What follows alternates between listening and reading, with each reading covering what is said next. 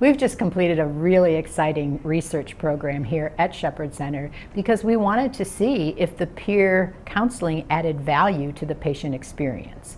We have been able to find that patients who got more peer mentoring during rehabilitation and also for the first 90 to 180 days post-discharge from rehab had fewer days spent in the hospital in the 30 days after discharge, and they also had greater growth in their self-efficacy. What does self-efficacy mean? It's confidence. How confident am I that I can manage what I need to manage about my spinal cord injury? And we did see significant growth rates in that ability or that confidence level in people who had more peer mentoring during rehab. I think peer support's really a crucial piece of the rehab process early on. Professionals within the rehab world can provide lots of education about how things happen and how to do certain things, but I don't think there's any replacement for somebody who really knows what it's like, who's living it, who has validity from the person that they're speaking with in terms of this person truly knows where I'm coming from.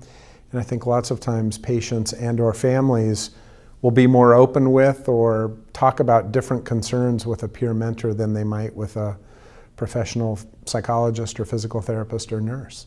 Peer support to me is important if the peer is not trying to impose their thoughts, their reactions to their injuries on another.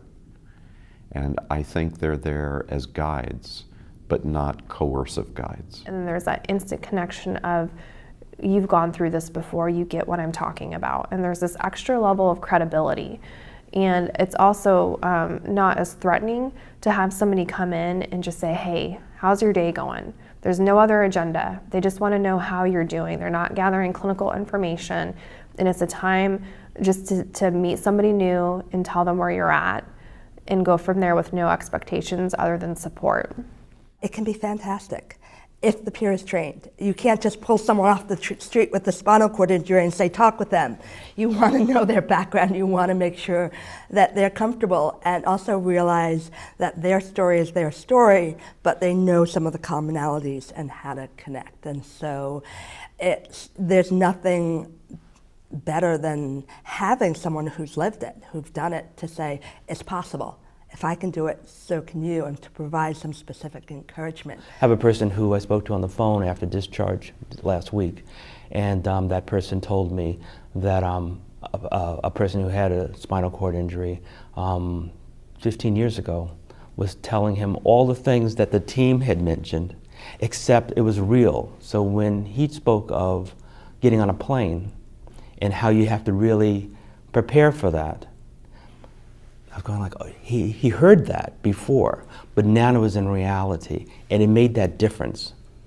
He got it, and he said, I'm ready to maybe do that in the next year. They know what they're talking about from personal experience, and it really does complement what your clinicians can tell you from a medical perspective.